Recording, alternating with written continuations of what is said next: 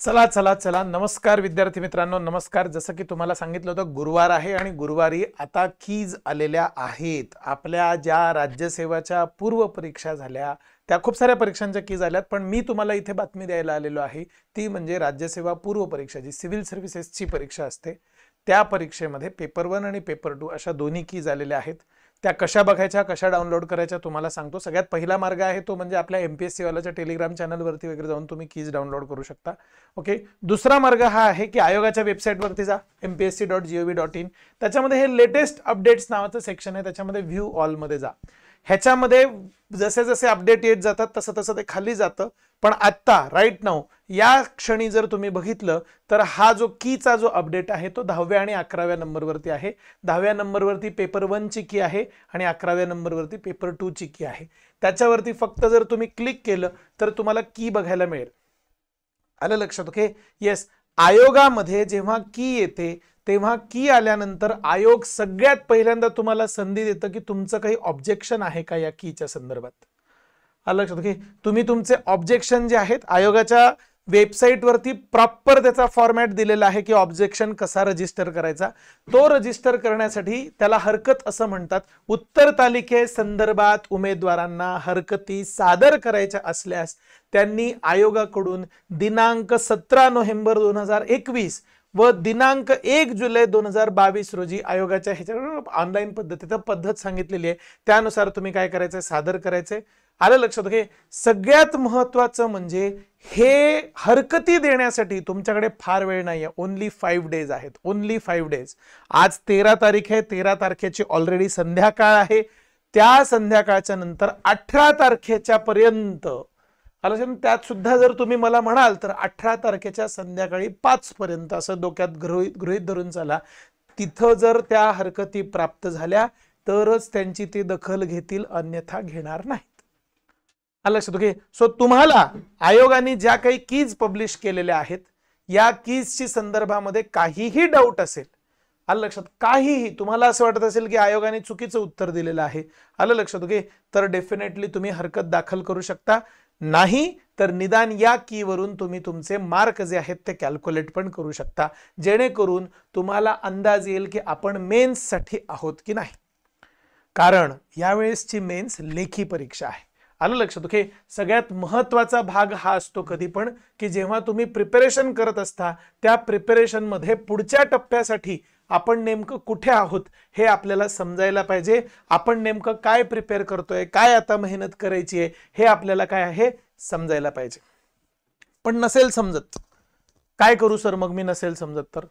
सोपा मार्ग आहे. मी तुम्हाला QR कोड देतो. आहे का आपल्याकडे QR कोड? असायला पाहिजे. हा QR कोड देतो मी तुम्हाला आणि तुम्ही या QR कोडला काय करा, स्कॅन करा. या QR कोडला स्कॅन केल्यानंतर एक फॉर्म येतो. आलं लक्षात? ओके. हे बघा मी बाजूला झालो. आलं लक्षात? या QR कोडला तुम्ही स्कॅन करा आणि ह्याला स्कॅन केलं की त्याच्यानंतर एक फॉर्म येतो. त्या फॉर्मला भरा, सिंपली भरा. तुम्हाला आमच्या टीम कडून ताबडतोब कॉल येईल. ते मेंटॉर तुम्हाला काय अभ्यास करायचा आहे, कसा अभ्यास करायचा आहे, कुठल्या विषयासाठी काय मेहनत घ्यायची आहे अशी सगळी माहिती देतील. नुसतं एवढंच नाहीये तर त्या मेहनतीमध्ये कशा पद्धतीने तुम्ही अजून इम्प्रूव्हमेंट करू शकता, काय वेळापत्रक ठेवायला पाहिजे, ही सगळीच्या सगळी माहिती तुम्हाला जी आहे ती या QR कोड मधून मिळेल.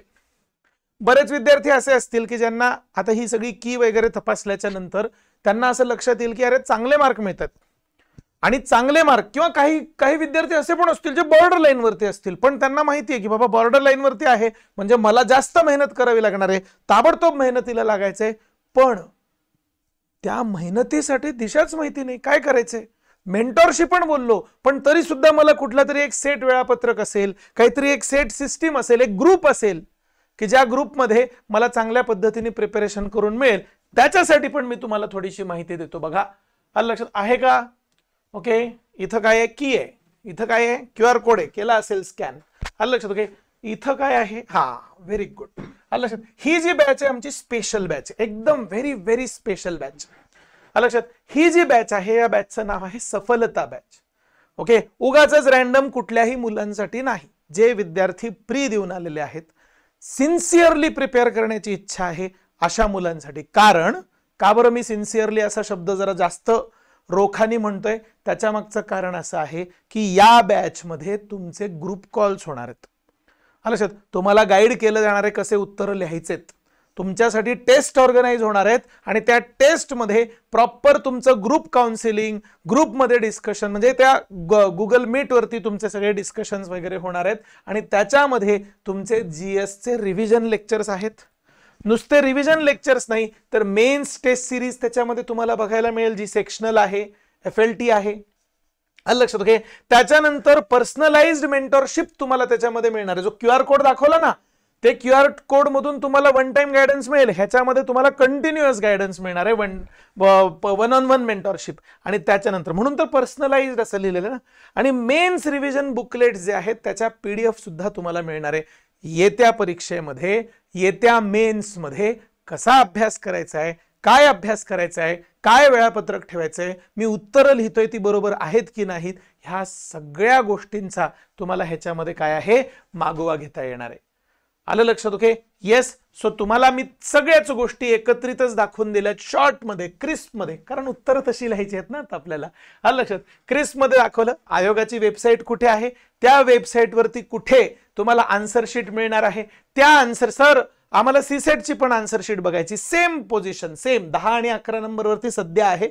जर अजून काही पब्लिश झालं तर ते खाली खाली जात जाईल. आलं लक्षात, ओके. येस. त्याच्यानंतर तुम्हाला त्या ह्याच्यामध्ये काही हरकत असेल तर ती हरकत तुम्हाला दाखल करण्याची लास्ट डेट काय आहे ते पण तुम्हाला सांगून टाकलेली आहे. आलं लक्षात, 18 नोव्हेंबर 2025 पर्यंत तुम्ही हरकत दाखल करू शकता. हे सगळं झालंय सर, पण मला आता कोणासोबत तरी बोलायचंय. ओके, QR कोड दिलाय, मेंटरशिप बोला, काही त्याला शुल्क नाहीये मेंटरशिपसाठी, तुम्ही बोला डायरेक्टली. आलं लक्षात, ओके. त्या QR कोडला स्कॅन केलं की लिंक येते, लिंक आली की त्याचा फॉर्म भरायचा, फॉर्म भरला की मग तुम्हाला कॉल येणार. आम्हाला कसं कळणार ना तुमचा, काहीतरी तुम्हाला संपर्क कसा करायचा ते तुम्ही संपर्क देणार आहे तिथे.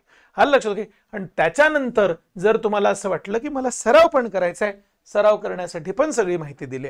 शॉर्ट, स्वीट, फटाफट तुम्हाला सगळी माहिती दिलेली आहे. काहीही शंका असतील, काही प्रश्न असतील, काही क्वेश्चन असतील तरी सुद्धा अजूनही तुम्ही या व्हिडिओवरती कमेंट करू शकता. आमची टीम, मी व्यक्तिशः पुढच्या 2 दिवसांमध्ये आलेल्या सर्व कमेंट्सला उत्तर देईन. ठीक आहे, चलो, ऑल द बेस्ट. जय हिंद, जय भारत.